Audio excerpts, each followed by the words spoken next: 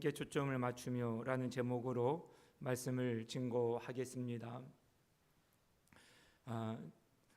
늘 갖는 바람입니다만 정말 잘 됐으면 좋겠어요.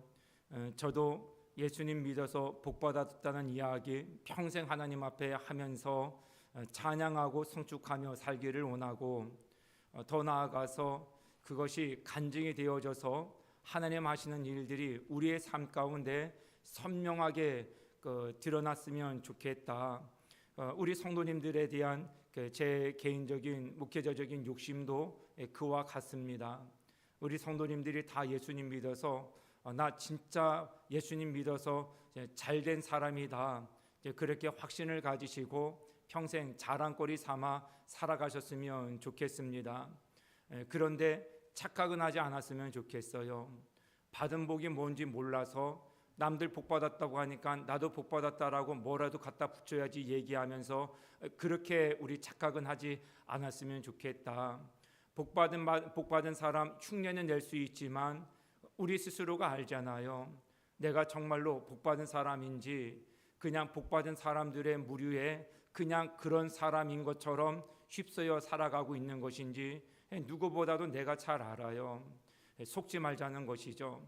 정말로 우리 예수님 잘 믿고 바르게 믿고 진실하게 믿어서 남들 하는 이야기에 그냥 어울려서 같이 가는 이런 삶 말고, 정말로 내가 복도 받고 받은 복이 너무 귀해서 흘려보내고 함께 나누어서 함께하는 이들도 정말로 복을 함께 누릴 수 있도록 하는 신앙인들이 다 됐으면 좋겠습니다. 25년도 저와 우리 성도님들의 삶이 그런 선명한 목표하에 힘있게 믿음의 발걸음 내디뎌 나갈 수 있기를 원합니다. 그러려면 우리가 늘 경계하고 조심해야 될 것, 우리가 하나님께서 주시는 모든 말씀들에 대해서 이제는 더욱더 선명하게 반응을 하는 삶을 살자는 것입니다. 제가 말씀을 준비하고 말씀을 전하지요. 하나님께서 저에게 단지 전하라고만 주실까요? 아닙니다. 먼저는 그 말씀이 저에게 반응이 되어지도록 하는 것이 하나님의 목적이실 겁니다. 너가 먼저 그렇게 살아야지, 살고 살라고 전해야지, 이 순서를 바꾸지 말라는 것이죠. 설교를 준비하면서 새로운 예화라든지 글감이라든지 이런 거 있으면 막 너무너무 좋아요. 그런데 그런 거 찾다가 그런 거 발견하다가 무릎을 치기도 합니다만 그것이 내 인생에 하나님 주시는 진짜 복이고 기쁨인가? 아니라는 것이에요. 말씀의 소재가 넘치는 것이 제 믿음을 대변할 수는 없습니다. 아무리 누가 뭐라 해도 제가 하나님 말씀에 어떻게 반응하여 살아가는지가 제 삶의 복된 여부를 가늠할 수 있다라는 것, 성경이 우리에게 일깨워주는 바입니다. 우리 성도님들도 마찬가지입니다. 듣는 데 익숙해지고 행하는 데 둔해지면 복받은 사람 될 수 없습니다. 듣는 거에 대해서 우리는 나름 평가의 능력이 있고 실력이 있어요. 기분이 좋다 나쁘다, 내 어떤 카타르시스를 건드렸다 안 건드렸다, 역시 재미가 있고 유머가 섞여 있어서 뭔가 제 은혜 받은 것 같다, 우리 이런 느낌에 우리 스스로를 내몰지 말고 오늘 나에게 무슨 말씀으로 순종하라고 말씀을 주시는지 항시 그거에 우리의 마음을 두었으면 좋겠습니다. 그래야 우리의 실제적인 복이 우리 삶 가운데 가능해지기 때문에 그렇습니다. 주일날부터 이제 계속해서 강조해서 말씀을 드리겠습니다만, 우리 성도님들 할 수 있으면 내게 주시는 말씀이 무엇인지 노트 필기 하셨으면 좋겠어요. 그리고 내가 어떻게 살아야 될지 결단하는 글도 쓰셨으면 좋겠어요. 그렇게 지켜 살고 있는지 체크를 스스로 해보셨으면 좋겠어요. 그래야 내 삶이, 우리 가정이 복받는 거에 대해서 선명성을 찾아 나갈 수 있게 되어지니까, 기분이 좋다고 은혜 받았다고 할 수 없습니다. 기분이 나쁘다고 하나님 나에게 생명의 말씀을 전하지 않으셨다라고 할 수도 없습니다. 우리의 기분과 감정보다 더 중요한 것은 하나님께서 우리에게 말씀하셨다는 것이고요. 내 감정을 넘어서 기분을 넘어서서 우리 모두는 그 말씀에 순종해야 한다는 것이죠. 이것이 우리 가운데 대명제가 되어지고 그 순종의 삶을 살아가면 저도 전하는 것으로 복받는다고 제 스스로를 호도하지 않게 되고요. 우리 성도님들도 들은 것으로 복을 받을 수 있다, 호도되지 않을 수 있어요. 우리 단지 전하는 자와 듣는 자로 이 시간을 보내지 말고 전후로 하나님께서 우리에게 주신 말씀에 순종하겠다 하는 마음으로 하나님을 기쁘시게 하는 것을 우리의 삶의 목표로 삼아 나가는, 그래서 하나님께서 우리를 눈여겨보실 때 복 줘야지, 너처럼 그렇게 사는 사람 보는데 내가 복 주지 않고 은혜 주지 않고 너희들의 삶을 형통하게 하지 않으면 안 되겠다 하는 마음 때문에 하나님께서 밤잠을 설레실 수 있도록 우리 그렇게 삶의 모습을 순종으로 가다듬어 나갈 수 있는 우리가 될 수 있기를 바랍니다. 오늘 하나님께서 주신 말씀 보니까요, 30절에 하나님의 성령을 근심하게 하지 말라. 그 안에서 너희가 구원의 날까지 인치심을 받았느니라. 성령님께서 근심하시는 일은 무엇일까? 이거 굉장히 중요한 일이에요. 성령님께서 근심하는 일은 우리가 평생의 삶에 성령님과 동행하지 못할까 하는 거예요. 예수님께서 어저께 말씀을 통해서 우리에게 보혜사 성령님을 보내주시겠다고 말씀을 하셨습니다. 그리고 정말로 보내주셨어요. 보혜사 성령님, 우리의 무엇인가를 이룰 수 있도록 도와주시는 영으로 우리에게 오셨다라는 사실이에요. 예수님이 함께 계셔도 우리에게 유익인데 내가 떠나고 성령이 너희에게 오는 것이 더 유익한 일이라 예수님께서 그렇게 말씀을 하시고 하나님의 말씀에 순종하셔서 하나님 보좌 우편에 오르시고 보혜사 성령님을 우리 가운데 보내주셨어요. 그래서 예수 그리스도로 인하여서 구원을 받았다 하는 믿음을 근거로 하는 우리 모두는 성령님과 함께함을 우리 믿음으로 고백할 수도 있어야 됩니다. 성령님이 우리와 함께 하셔요. 우리를 도우시기 위해서, 무엇을 위해서요? 우리가 하나님의 자녀답게 살아갈 수 있도록, 복음에 순종하여 살아갈 수 있도록 우리를 도우시겠다는 거예요. 우리가 예수 그리스도를 본받아 갈 수 있도록 그분의 보혈의 피 흘림을 통하여서 우리가 구원받고 구원받은 믿음을 지킴과 구원받은 하나님의 자녀다운 삶을 살아갈 수 있도록 우리를 도우시겠다라는 거예요. 이 차원에서 성령님은 우리를 돕기를 원하십니다. 우리가 그 삶에 살아가겠다라고 성령님의 도움을 받아 그 삶을 잘 살아가게 되어지면 우리는 은혜와 복을 받는 삶을 살게 되는 것입니다. 성령님의 도움 없이 말씀에 순종하여 살아갈 수 있도록 그분이 우리를 조력해 주시겠다고 약속을 해주셨는데 그분과의 동행, 그분과의 친근감을 소외시하고 그분의 도움을 받아 하나님 말씀에 그리스도인으로서의 삶을 살아가기는 사실상 어렵습니다. 조금 더 극단적으로 말씀드리면 불가능합니다. 그래서 성령님께서 우리와 함께 하셔서 우리에게 말씀하신 바를 이행할 수 있도록 성령님께서 도와주심으로 성취해 나가기를 원하시는데 성령님께 도움을 받지 못하는 죄라는 장애물이 끼어 있는 게 문제가 됩니다. 우리가 죄 문제를 해결하지 못하면 성령님의 도우심을 받을 수 없게 된다는 것이에요. 그래서 우리는 죄의 문제를 도움을 받지 못할 장애물들을 우리는 제거하는 일에 집중을 해야 되는데 그래서 우리가 오늘 말씀의 제목을 그렇게 정했어요. 성령님께 초점을 맞추는 인생이 되자. 사람도 서로 응시하고 바라보면 친해지잖아요. 더 보고 싶고 이미 그 마음 자체가 우리 마음속에 그 상대에 대한 친근감이 생겼다라는 것이거든요. 마음에서부터 친근감이 걷어지기 시작을 하면 보고 싶지 않아져요. 그 상대에게 초점을 두는 것이 불가능해진다는 것이죠. 우리가 늘 성령님과 관련된 찬양을 할 때 우리도 고백드렸잖아요. 성령님 우리에게 임하소서. 왜요? 우리가 성령님의 도우심을 받아야 하기 때문에 그래요. 성령님을 통해서 말씀의 삶에 순종하여 살아갈 때 비로소 우리가 형통한 삶이 되어지고 복된 삶을 살 수 있게 되기 때문에 그렇습니다. 성령님께 초점을 맞춘다는 것은 오늘 말씀에 보니까요, 31절에 너희는 모든 악독과 노함과 분냄과 떠드는 것과 비방하는 모든 것을 악의와 함께 버리고, 죄된 것들은 어떤 것이든지 버리는 것에서부터 성령님께 초점을 맞추는 일이 시작되어진다는 것입니다. 그래서 우리가 초점을 맞춘다는 것, 다시 생각을 하면 집중한다는 의미를 갖고 있게 되어집니다. 집중을 파괴하는 장애물들, 우리 마음속에 여러 가지 죄들이라는 것이고요. 우리 이 이야기를 요나 이야기를 통해서 한번 풀어봤으면 좋겠습니다. 우리 많은 성도님들이 요나 이야기를 아실 거예요.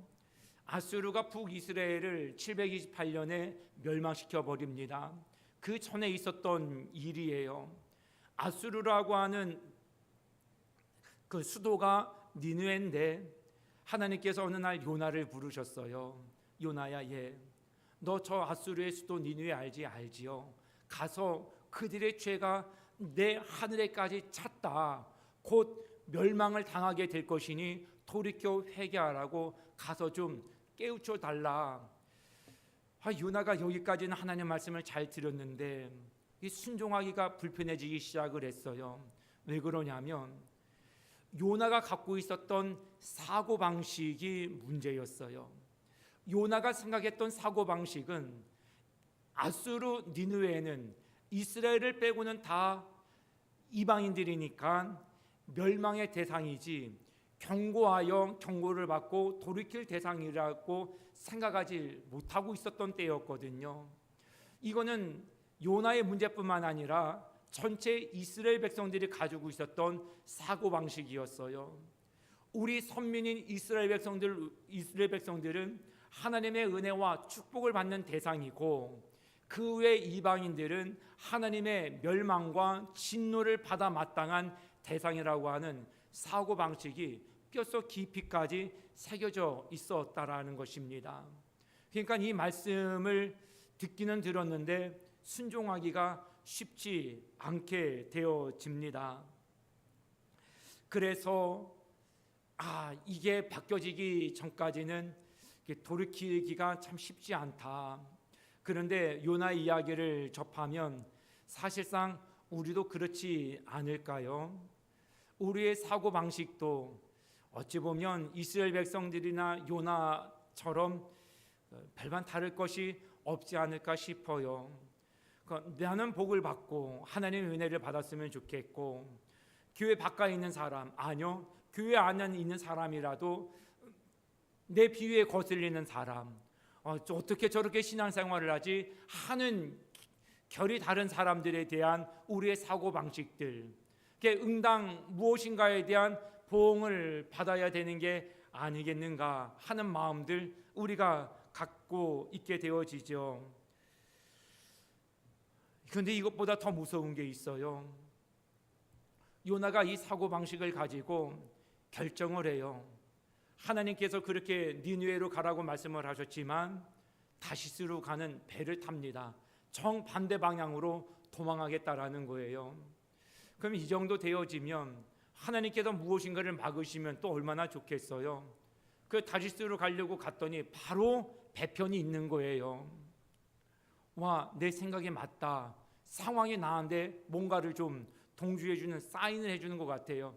우리가 정말 무너지기 쉬운 포인트가 이런 부분이에요. 우리가 하나님과 결이 다른 사고방식을 가지고 살아가고 어떤 선택과 결정을 해나가는데 이상하게 상황이 그거에 대해서 내 편이 되어주는 것 같은, 그래서 이것이 하나님을 위한 선택과 결정인 것처럼 동조해 주어서 마음의 동의를 얻게 하는 그런 상황들이 맞닥뜨릴 수 있게 된다는 것이죠. 그리고 내가 하는 이야기에 동조하는 누군가가 나타나기 시작을 해요.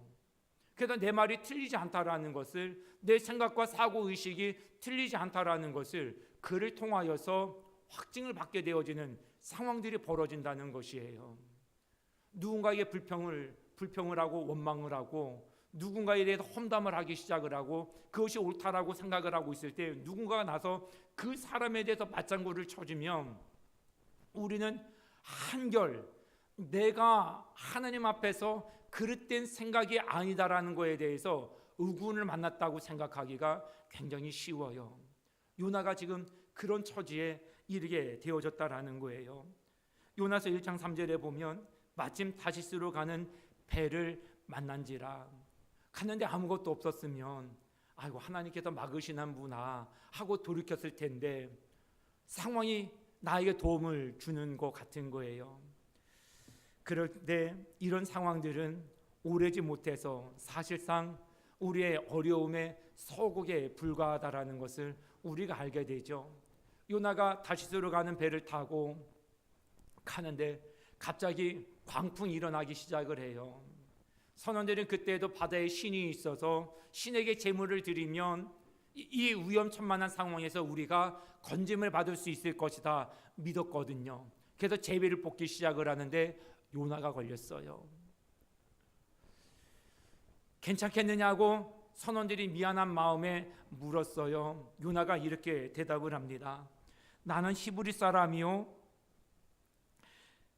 바다와 육지를 지으신 하나님 여호와를 경외하는 자로다. 흥미로운 건요 이거예요. 지금 요나는 하나님의 말씀에 불순종해서 니느웨로 가야 되는 배편을 탄 게 아니라 지금 다시스로 불순종의 방향을 잡아서 가고 있다라는 거예요. 그럼에도 불구하고 자기가 살아계신 하나님을 경외하고 있다라고 주변에는 얘기하고 다닌다는 거예요. 우리에게 너무 흔한 상황들 아닌가요? 우리가 교회를 다니면서 하나님을 믿는다고 우리는 너무 보편적인 믿음을 갖고 있어요. 저 스스로도 굉장히 조심스러운 부분이에요. 말씀을 전거한다고 다 하나님의 말씀인 것처럼 제 스스로도 호도하면 안 되겠지요. 교회에서 일어나는 모든 일들이 다 하나님을 경외하는 일이라고 우리가 스스로 호도할 수 있다라는 거예요. 요나처럼 말입니다. 불순종하여 다시스로 가고 있으면서도 불구하고 나는 하나님을 경외하는 자 축에 속하여져 있고 불순종하여 내 마음대로 지금 행보를 결정하여 이어가고 있음에도 불구하고 나는 하나님을 믿는 사람이라고 얘기한다라는 거예요. 우리 가운데 너무 많이 일어나는 일들 아니겠습니까? 정말 아니나 다를까 하나님께서 요나를 선원들에 의해서 바다에 빠지게 하지요. 하나님께서 미리 예비하셨던 큰 물고기를 준비하셨다가 그 가운데서 다시금 하나님의 임재를 경험하게 되어지는 시간을 막다트리게 하십니다. 그러고 다시 상황이나 사고 의식에 초점을 맞춰줬던 요나가 내게 말씀하신 하나님의 인격에 초점을 맞추기 위해서 기도하기 시작을 하더라는 것입니다. 하나님께 초점을 맞추는 그 시작에서부터 요나는 하나님께 쓰임 받을 수 있는 사명의 사명자로 다시금 간택받게 되어집니다. 잃어버린 하나님의 임재를 회복하는 순간 요나는 다시금 하나님 앞에 말씀을 듣고 순종하여 니느웨로 향하게 되어지는 사명자의 삶에 충실하게 되더라는 것입니다. 우리 마태복음 14장에 나오는 베드로의 믿음 관련된 이야기도 함께 좀 생각해 보고자 합니다. 베드로가 예수님을 바라보았어요. 어쨌든 지금은 유라굴로라고 하는 광풍이에요. 미친 바람이에요. 배를 삼킬 거는 물론이고 세상을 뒤엎을 만큼의 어마어마한 바람이 일고 있을 때에 예수님께서 무리를 걸어 자기에게 다가오시는 거예요. 주님을 바라보는 거예요. 주님인가 뚫어지게 보는 거예요. 집중하여 주님을 바라보는 거예요. 유령인가 아니에요. 집중하여 더 바라보니까 주님인 거예요. 놀라운 일이 생겼습니다. 주님인가 하고 의심스럽고 불안한 속에서 주님께 집중하여 주님을 응시하고 초점을 맞추는 그 노력하에 베드로에게 이상한 믿음이 싹트기 시작을 했어요. 주여, 주님이시거든 나로 무리를 걷게 하소서. 주님께 집중하기 전까지는 가질 수 있었던 믿음의 자세가 아니었고요, 그런 질문조차 상상할 수 없었던 베드로였었습니다. 그리고 걷고자 주님의 말씀에 허락을 받고 걷기 시작을 하는데 다시금 옆에 바람이 풍랑이 크게 일어나는 것이죠. 순간 주님께 초점을 맞췄던 시선이 이 풍랑으로 바뀌어 나가기 시작을 하는 것이에요. 그래서 예수님에 대한 초점이 희미해짐과 동시에 믿음으로 걸을 수 있었던 그 길을 이제는 믿음이 옅어짐으로 인하여서 빠져들기 시작을 하더라는 것이죠. 베드로가 믿었기 때문에 그런 일들을 행한 게 아니라 무리를 걸을 수 있게 되어진 것은 오직 하나, 무리를 거둘 수 있도록 능력을 부여해 주신 예수님께 있는 것이고요, 베드로가 할 수 있었던 것은 그 주님께 자기의 온 의지를 다 동원하여서 초점을 맞추고 집중하는 일이었다라는 것이에요. 우리는 이성적으로 잘 이해가 안 가요. 정말로 주님을 바라보면 그런 초자연적인 일들이 일어날 수 있겠는가? 그거 모르겠어요. 정말 잘 모르겠어요. 그런데 제가 우리 성도님들께 말씀드리고 싶은 거는 그러니 한번 순종해 보시라 하는 말씀을 드리고 싶어요. 믿음의 사람은 믿음대로 살고 불신의 사람은 불신대로 그 열매를 맺게 되더라는 것이 성경이 우리에게 주는 가르침입니다. 사랑하는 성도 여러분, 베드로의 초점이 바뀌었다라는 사실은 사실상 선택의 문제이지 않았겠습니까? 내가 무엇을 바라볼 거냐에 대한 선택의 문제 말입니다. 무리를 걸어오시는 예수님을 바라보기를 선택할 건지, 옆에 일어나는 인생의 풍랑의 파도를 바라보기를 선택할 건지, 우리가 주님을 바라보면 일어나는 풍랑 위도 걸어갈 수 있는 믿음의 사람이 될 수 있지만, 선택하에 따라서 우리가 풍랑을 바라보겠다고 선택하면 우리는 풍랑이 일어나기 이전에 물에 빠져버릴 수밖에 없는 자들이 될 수 있다는 것이에요. 우리를 건져내는 것은 우리의 선택, 우리가 예수 그리스도를 주목하여 살 것인지, 우리의 인생에 여러 가지 염려케 하는 우려스럽게 하는 삶의 주제들을 초점을 두고 살아갈 것인지, 믿음은 우리의 초점의 문제이고요, 우리의 초점과 집중은 우리의 선택의 문제라는 것입니다. 사랑하는 성도 여러분, 우리의 초점이 흐트러지기 시작을 하면 우리 삶에 혼돈이 일어나기 시작을 합니다. 주님을 바라보기 시작하는 건 거기에서 우리의 카오스, 혼란이 코스모스로 변하게 되어집니다. 믿으십니까?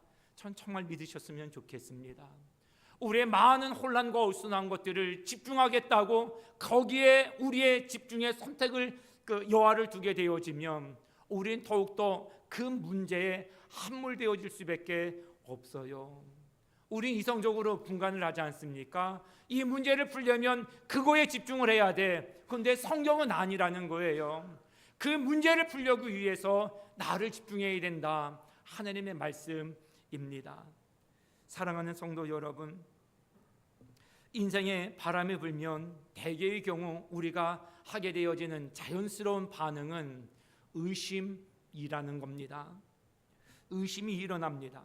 과연 내가 믿음을 가지고 살아왔던 인생이인지, 내가 주님을 믿고 있다는 것이 손해보는 것은 아닌지, 내가 이제까지 교회를 다녔던 것이 헛수고는 아닌지, 이런저런 의심들이 자꾸 일어나기 시작하게 되어집니다. 그렇게 의심이 싹트기 시작을 하면 그 결단의 순간 우리는 본능적으로 손익을 계산하게 되어져 있습니다. 그 순간 우리의 인생이 순수성을 잃어버리고 계산하기 시작하는 것이죠. 계산하는 그 순간부터 우리는 손해를 벗어날 계획을 세우게 됩니다. 옳고 그름의 문제 아닙니다. 믿음의 문제도 아닙니다. 어쩌든지 내가 손해를 보지 않기 위해서 발빠를 수 있는 방책을 세우는 일에 우리 본능적으로 반응을 보일 수 있게 된다는 것이에요. 하나님의 마음도 중요하지 않고 하나님의 생각이나 계획도 중요하지 않습니다. 손익을 계산하는 순간 우리 속에는 악함과 분냄이 싹트기 시작을 하고요. 그런 시스템이 작동하기 시작되어집니다. 더 이상 진리신 하나님의 마음이 기준이 될 수 없게 되어집니다. 우리가 손익을 계산하고 계획을 세우는 순간부터 우리에게 걷잡을 수 없는 억울함과 분노, 악한 마음들이 싹트기 시작을 한다는 것입니다. 사랑하는 성도 여러분, 우리의 계획 없는 인생을 하나님께서 원하진 않으시지만 단지 예수님을 향한 우리의 믿음에 대해서 손익분기점을 놓고 계산을 하려고 하다 보면 필경 우리는 오래지 아니하여서 우리 스스로 화냄과 분냄 속에서 시간을 괴로움을 겪는 우리가 될 수밖에 없다는 것을 겪게 되어집니다. 사랑하는 성도 여러분, 회의감에 빠지는 일 중에 하나는 책임감에 대한 잘못된 이해 때문인 경우도 많습니다. 한번 생각해 보십시오. 우리가 하나님을 믿었습니다. 왜 믿었습니까? 하나님께서 내가 너희를 모든 걸 맡기면 내가 책임져 줄게, 이 말씀을 믿고 우리 모든 걸 하나님 앞에 거는 것 아닙니까? 그래서 우리는 하나님께서 내 인생을 끝까지 책임져 주실 거에 대해서 의심하지 않아요. 근데 이 부분에 회의가 되기 시작을 한다는 거예요. 책임감의 소재 여부 때문에 그래요. 그런데 우리는 이거를 생각을 하셔야 됩니다. 우리가 생각하고 계획하는 성공으로 인도해 주기를 원하시는 마음가짐들이요, 하나님께서 우리를 책임져 주셨던 그 책임의 여한은 내가 세운 2025년도의 계획에 대해서 한치의 오차도 없이 이끌어 주셔야 된다라는 차원에서의 책임감이 아니라는 거예요. 우리가 그동안 하나님께 믿고 신뢰하면서 회의감에 빠지고 내가 잘 믿고 있는 것인가, 더 믿어도 내 손해가 더 되진 않을까, 이런 마음들의 괴로워했던 이유들 중에 하나는 내가 세운 계획하에 승리와 성공 여부를 하나님께서 책임져 주셔야 된다라는 책임여에 대한 잘못된 생각 때문에 그래요. 하나님은 내 계획에 응답하시기 이전에 하나님의 계획에 우리를 맞추어 가시도록 우리를 이끌어 가시는 하에 우리의 책임을 다하시는 하나님이시다라는 것을 순서를 바꾸시면 안 됩니다. 성령님이 우리를 이끄시기 위해서는 하나님의 목표로 정하시고 우리를 이끄시는 것이지, 너 목표 뭐야? 그거야? 25년도 목표는 그거야? 알아서 내가 그렇게 인도해 줄게, 이게 아니라는 거예요. 성령님은 우리의 목표에 맞추어서 이끌어 가시는 분이 아니고 우리에게 창세전부터 목표를 세우신 하나님의 목표에, 우리를 향한 하나님의 계획하심에 분명한 섭리하심을 목표로 두고 우리를 이끌어 나가시는 일에 책임을 다하시겠다라는 거예요. 근데 우리는 이거를 바꾸어요. 하나님의 목표로 우리가 이끌림을 당하는 성령님의 도우심을 우리는 불편하게 생각을 하고, 하나님의 목표가 아니라 25년도 내가 세운 목표, 우리 자녀들에 대한 목표, 내 통장 잔고에 대한 목표, 내 건강 회복에 대한 목표, 이 목표니까 성령님 나를 이곳으로 이끌어 주십시오. 이 선에서 책임감을 묻는다고 한다면 우리는 늘 회의감에 빠질 수밖에 없지요. 출애굽기는 40장으로 되어 있어요. 그리고 그 40장 마지막 장이 하나님 회막에 대한 것으로 갈무리를 하고 있습니다. 그리고 40장 마지막 절 36절에서부터 이 말씀이 기록되어져 있어요.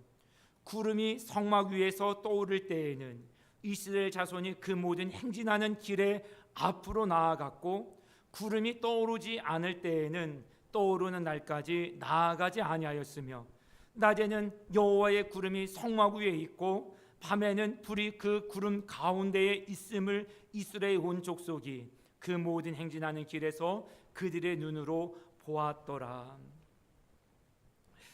하나님께서 이스라엘 백성들을 애굽에서 끌어내시고 구원을 해주시고 난 다음에 사막이 밤이 되면 영하로 떨어지는 기온이고요, 낮에는 그늘이 없으니까 그 태양빛에 가만히 있으면 다 피부가 이제 화상을 입을 정도로 뜨겁지요.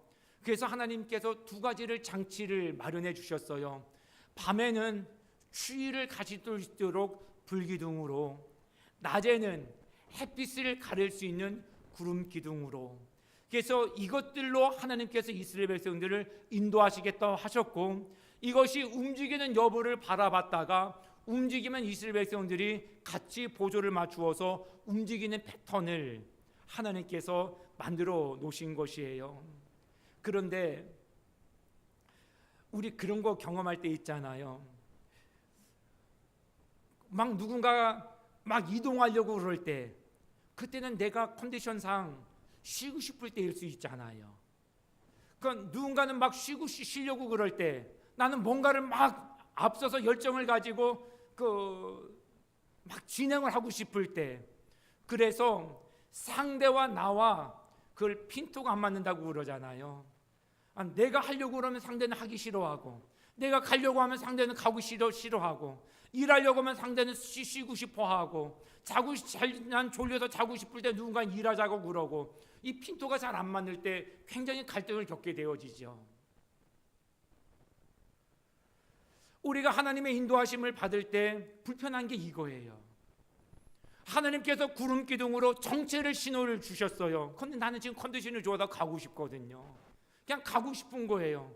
그런데 그런 사인을 안 주는 거예요. 움직일 때 움직이는 것보다 더 어려운 거는요, 움직이지 않은 상황 속에서 움직이고 싶은데 움직이지 아니하는 상황을 따를 때예요. 그건 굉장히 힘들어요. 뭔가를 더 열심히 하고 싶은데 할 수 없을 때, 그 열심과 열정을 아시는 분들은 그게 얼마나 힘든 일인지 아실 거예요. 갈등이 생기기 시작을 해요. 하나님의 속도와 내 속도가 맞지를 않는 거예요. 하나님의 타이밍과 내 타이밍이 맞지가 않는 거예요. 그럴 때 우리는 어떻게 할까요? 대개 우리는 성령님의 인도하심에 대하여서 그좀 내 속도대로 하면 안 될까 하는 반응을 보기가 쉽지 않을까요? 그런데 이스라엘 백성들은 광야 40년 동안 이 훈련만 반복해서 하는 거예요. 가라 하면 가고, 쓰라 하면 쓰고, 쉴 때이니까 쉬라 하고, 일할 때니까 행진하자. 이 하나님의 타이밍에 맞춰서 움직이는 세월을 40년을 반복해서 훈련을 하더라는 거예요. 훈련의 목적이 무엇일까요? 그거는 결과를 예단하지 아니하고 하나님의 마음을 헤아리는 일이에요. 제가 이 말씀을 좀 드릴게요. 창세기 18장의 말씀에 보면 아브라함이 부지중에 천사를 손님으로 맞이해다가 하나님의 사자를 영접하게 되어지는 축복을 받게 되어집니다. 그런데 아브라함이 축복을 전제로 해서, 야, 저 사람들을 이렇게 하면 내가 하나님의 축복을 받을 거야 라는 전제로 나그네를 영접했는가? 그것은 아니다라는 거예요. 단지 나그네를 영접하는 것이 하나님의 마음에 하나님의 기쁘신 뜻이니까 그 마음에 집중하여서 초점을 맞춘 대로 나그네를 영접하였을 뿐이에요. 그랬더니 부지중에 하나님의 사람을 영접함으로 태문이 열리고 민족의 조상이 되어지는 축복의 사람이 될 수 있었다라는 것입니다. 제가 이야기 하나를 들려드릴게요. 이 이야기의 결론을 우리 성도님들은 어떻게 지으시려고 하시는지 한번 스스로를 한번 들여다보십시오. 몇 년 전 신문에 났던 일입니다. 박씨라는 성을 가진 사람이 여관을 경영하고 있었어요. 보일러가 밤에 고장났습니다. 점검하기 위해서 바깥에 나갔는데, 나가서 보니까 누군가가 여관 앞에서 쓰러져 있는 거예요. 봤더니 외국인 근로자인 거예요. 급하게 119에 연락을 했습니다. 종합병원으로 데리고 갔습니다. 보증인이 없으면 치료가 불가능하다고 그래서 자기의 그 신분을 밝히고 보증인이 되기를 결단을 했습니다. 진료를 하고 진단 결과가 나왔습니다. 급성 신부전증, 급성 췌장염이었습니다. 다행히 치료를 잘 받아서 한 달 만에 건강을 되찾게 되었고, 그런데 치료비가 2천만 원이 나온 거예요. 보증인 섰으니까 책임을 져야 되잖아요. 주변의 일가 친척에게 이 사정을 얘기를 해서, 그리고 담당 의료진에게도 상황을 얘기를 해서 의사는 자기의 특진비를 삭감을 하고 주변의 도움을 받아서 2천만 원의 병원비를 납부를 하게 되어집니다. 그래서 퇴원을 하고 이 청년이 본국으로 무사히 돌아가게 되어졌습니다. 공항에서 연신 손을 흔들어가면서 고개를 숙여가면서 고맙습니다, 감사합니다 하고 수없이 반복하여 인사를 하고, 나라에 대한 한국은 정말 좋은 나라야, 내가 정말 좋은 사람들을 만났어, 한국 사람들은 정말 좋은 사람이야, 눈물을 흘리면서 돌아갔습니다. 이 청년 이름은 루안이라고 하는 태국 출신의 청년이었습니다. 자, 이 이야기를 들으면 우리 성도님들, 결론은 만약에 뒤에 이어지는 기사가 있다고 한다면 어떤 기사가 나야 될까요? 우리는 대개 이런 시나리오를 마음에 두고 있을 겁니다. 그 여관 주인이 이 사람을 선대했더니 이 태국 청년이 오래지 아니하여서 다시 돌아와서 그 주인을 찾는 거예요. 알고 봤더니 이 청년이 태국 국왕의 아들이었다. 그래서 상상을 초월하는 보상금과 감사 사례비로 이 여주인에게 사례를 했다. 우리는 대개 우리가 하는 일들에 대하여서 이런 예단이 가능해요. 그리고 이런 예단 하에, 예측하에 우리의 선행이 진행되어지는 경우들도 없다 할 수 없습니다. 근데 중요한 것은 이것이죠. 성령님께 초점을 맞춘다는 것보다 그 선행의 결과에 대하여서 예측이나 그 일에 대한 결과에 대하여서 우리의 초점이 더 많이 맞춰져 있다라는 거예요. 이게 위험한 게 뭐예요? 이것은 오래지 아니하여서 우리에게 내가 한번 선행을 하고 그에 준하는 어떤 하나님의 축복이 임하지 아니하면 이런 일들의 반복은 오래지 아니하여서 식상하여 사장되어지는 행위가 될 수밖에 없다는 것이에요. 중요한 건 무엇이죠? 그를 도우려고 하셨던 성령님에 대한 마음 아니겠습니까? 그를 도와주는 것이 너에게는 맞다, 합당하다, 하느님께서 우리에게 주신 그 마음가짐 그 자체가 아니냐는 것이에요. 우리가 친절해야 되죠. 그런데 무슨 대가를 바라보고 친절을 하면 상대의 불친절에 우리의 마음은 오늘 본문 말씀처럼 화가 일어나고 분노가 일어나요. 우리가 응당 무엇인가에 대한 선한 대가를 전제하에 우리가 선한 일들을 도모하게 되어지면 우리가 예단했던 것들이 예측에서 어긋나게 되어진 순간 우리는 불같이 화내고 분노할 수밖에 없게 되어진다는 것이에요. 그것이 상대에게나 상황에게나 물론이거니와 하나님께도 말입니다. 내가 하나님 이렇게 하시면 이렇게 한다고 해서 순종을 했는데 손해를 감수하고라도 이렇게 했는데 하나님 왜 나한테 이 선행의 결과가 이루어지지 않지요? 우리가 기도를 해요. 물론 응답을 전제로 기도를 해요. 중요한 자세입니다. 그런데 아십니까?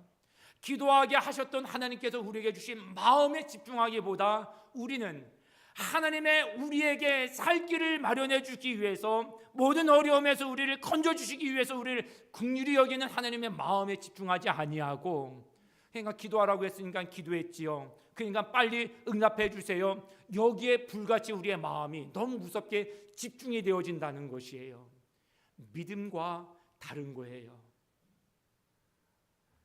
하나님께서 성령님과 친근감을 가지라고 하시는 말씀은 내가 1+1은 2라고 말씀하신 거에 대해서 나는 그 가르침을 주시고 그 동기부여의 그 주님의 마음에 우리에 대한 애잔한 마음은 온데간데 없어지고, 일하는 거에만 초점을 두어지고 우리가 하는 모든 일들은 이가 아닌 경우에는 큰 문제가 생길 수밖에 없게 되어진다는 것입니다. 우리는 왜라고 하는 답을 얻기 전에 하나님께서 우리에게 이 말씀을 주시고 순종하기를 원하시는 데에만 족하는 마음으로 순종해 나가는 마음이 더 필요하지 않을까요?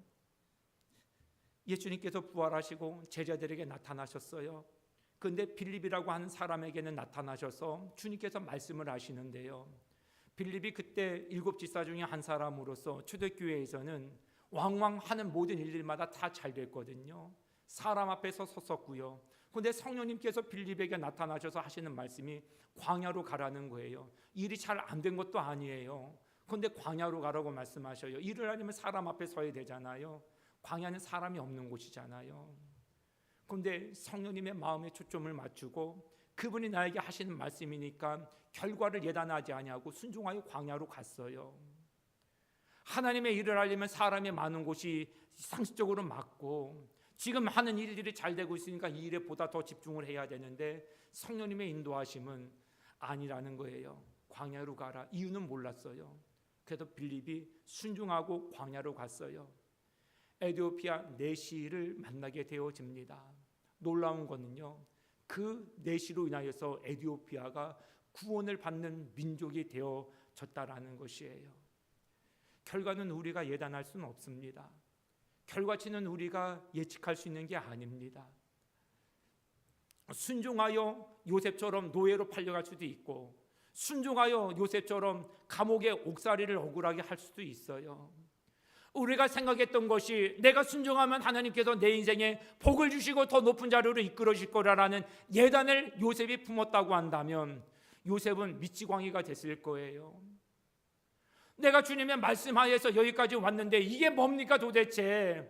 화를 냈을 거예요. 분노했을 거예요. 그런데 요셉은 그러지 않았습니다. 하나님께서 내게 주시는 마음에 집중한 결과예요. 주님께서 가라고 하는 곳이 감옥이면 가겠습니다. 주님께서 나에게 머물라고 하는 곳이 그 노예의 신분이라고 한다면 하나님 머물겠습니다. 결과는 예단하지 않는 겁니다. 가라는 곳에 가는 거고 하라는 곳에 순종할 뿐입니다. 그리고 먼 훗날 그렇게 17년 13년이 지나고 나서 비로소 알게 됐습니다. 그 끝이 하나님께서 기근해서 모든 민족들을 살리시기 위해서 나를 이웃까지 인도하시기 위한 과정에 불과했다라는 것을 말입니다. 여러분들이 기도를 하고 총리가 안 되면 하나님께 어떤 마음을 가지시겠습니까? 25년도 우리가 성령의 사람이 됩시다. 하나님 말씀의 사람이 됩시다. 그래서 우리는 노력을 할 거예요. 전 여러분들이 노력할 거라고 믿습니다. 일주일 더 나가서 한 달 동안 우리가 노력을 해봤어요. 우리가 예단한 게 있어요. 예측한 게 있어요. 남들도 그렇게 했다니까 우리도 그것이 목표가 될 수 있어요. 성령님이 우리가 그 목표대로 우리를 이끌어 가셔야 된다고 우리는 생각하고 마음에 염두를 해두고 나갈 수 있어요. 그 끝은 우리가 계획을 세워놓는 한 그 계획대로 성령님 나를 이끌어가지 않으신다고 생각을 할 때 우리가 하나님 앞에 가질 마음의 자세는 무엇일까요? 회의 아니면 분노예요. 악한 마음이에요. 이것이 반복되어지는 것 때문에 우리가 괴로운 거예요. 사랑하는 성도 여러분, 저는 제 아이들이 저를 계산적으로 여기는 거를, 그런 관계 맺는 거를 전 싫어요. 아마 우리 성도님들 그럴 거라고 생각을 해요. 이러면 아빠가 이럴 것이지, 이러면 이렇게 하겠지. 저희 아이가 만약에 그런 계획에 의해서 자기 뜻대로 되지 않았다고 해서 저한테 화를 낸다고 그런다면 저 굉장히 실망스러울 것 같아요. 하나님도 마찬가지입니다. 어느 거룩한 관계, 어느 순수한 관계에 계산기가 개입할 수 있을까요? 어느 숭고한 관계에 내가 이렇게 안 하면 난 분노할 겁니다, 화낼 겁니다, 그런 계산적인 동행이 어디 있어요? 믿음의 사람들은 오직 하나에 집중을 하는 거예요. 그게 주님의 마음이면 족합니다. 여기에 집중하여 나가더라는 거예요. 그것이 하나님의 뜻이면 그것으로 족합니다. 이것으로 만족하는 거예요. 사자구리여도 괜찮고 복음을 증거하다가 감옥에 작고에 차여서 매인바 되어져도 괜찮아요. 내가 하나님의 뜻 계획하신 대로 성령님에 이끌려서 순종하여 나아가다 보니 굶주렸어요, 매를 맞았어요, 억울한 일을 당했어요. 있을 수 있어요. 우리가 되게 분노하는 경우는 내가 이런 일을 하면 하나님은 나한테 이렇게 해줘야 된다는 거의 계산된 사고방식에 입각한 신앙자세 때문에 그래요. 하나님 마음에 초점을 두지 아니하고 우리의 행위에 따른 하나님께서 우리가 계획한 어떤 복, 어떤 형통, 어떤 성공, 어떤 승리, 어떤 우리가 기대해왔던 예측 가능한 결과치에 대해서 하나님께서 합당한 상응할 만한 조치를 취해주지 아니하시면 우리의 모든 믿음은 한낱 바람이 나는 겨에 불과해요. 그 정도 되어지면 말에 무너지기 시작하고 사람의 눈빛에 무너지기 시작을 하고 상황에 압도당할 수밖에 없게 되어지지요. 우리가 구해야 될 것은 결과치가 아니에요. 우리가 구해야 될 것은 단지 하나님 아버지의 마음이에요. 그 마음에 집중하면 행복해져요. 그 마음을 악용하여 혹 선용한다 하더라도 결과치에 우리의 마음을 두면 우리는 우리의 목표에 부합한 결과치를 우리에게 그때그때마다 반응을 해주지 아니하시는 하나님께 우린 틱타처럼 분노하고 화를 낼 거예요. 하나님 앞에 그런 마음일진데 우리 서로에게 겸손할 수 있겠습니까? 서로에게 예의를 다하는 그리스도인이 될 수 있겠습니까? 하나님께도 내 계획이 물거품이 되어졌다라고 판단되어지면 믿음이고 신앙의 도의든 뭐든지 다 내팽개치겠다고 하는 우리의 거친 마음에 누군들 우리의 마음속에 상처를 입지 않을 대상이 있겠습니까? 사랑하는 성도 여러분, 믿음은 주님께 내어 맡기는 거예요. 그분의 결과치가 우리를 어떻게 이끌어 가시든지 우린 믿음으로 받아들이겠습니다 하고 따르는 거예요. 우리의 마음을 행복하게 하는 것은 우리가 세운 계획에 하나님께서 이끄실 때 이루어지는 게 아니라 하나님의 마음에 우리의 마음을 맞출 때이고요. 주님의 시선에 우리의 시선을 맞출 때예요. 꼭 하나 기억하십시오. 주님이 우리에게 맞추는 구도로 가면 우리는 반드시 필경 망하는 자가 됩니다. 우리가 하나님 말씀에 따라서 성령님께 맞춰가는 자가 되어야만 행복하고 복된 자가 될 수 있습니다. 주님께 나를 맞춰달라고 하지 말고 하나님께 우리를 맞춰나가는 자가 될 수 있도록 은혜를 구하십시오. 그래야 25년 저와 여러분들의 가정이 행복해집니다. 저와 여러분들의 삶이 웃음이 넘치게 되어집니다. 행복하게 되실 겁니다. 복에 복을 더하는 귀한 주인공이 될 수 있을 것입니다. 감옥에 들어가도 찬양하는 자의 삶이 남의 이야기가 되지 아니하고 저와 여러분들의 이야기가 될 것이요. 과정 속에서는 모르지만 하나님은 그런 인물들은 다윗과 요셉을 들어서 필경에는 총리가 되게 하셨고 한 나라의 왕이 되게 하셨습니다. 마음입니다. 마음에 초점을 두지 아니하면 우리도 어떤 상황에 미끄러질 수 있게 되어집니다. 마음을 잃어버리고 마음을 놓쳐버리고 주님의 시선에서 집중하지 못하게 되어질 때 우리는 정말로 위험한 처소에 내몰리게 되어집니다. 우리 시간에 합심하여 한번 잠깐 기도드리겠습니다. 사랑하는 성도 여러분, 어떤 목표를 가지고 오셨습니까? 어떤 계획을 가지고 오셨습니까? 여러분들 성령님께서 그렇게 여러분들의 목표에 이끌려 가시기를 우리 소망하셨으면 좋겠습니다. 그런데 말씀을 드립니다만 순서는 기억하셨으면 좋겠습니다. 하나님, 주님 말씀에 우리가 이끌림 당하고 주님의 시선에 초점을 맞추고 주님의 마음을 구하는 우리가 될 수 있도록 성령님 도와주옵소서. 우리 아침마다 간절히 하나님 앞에 기도드리겠습니다.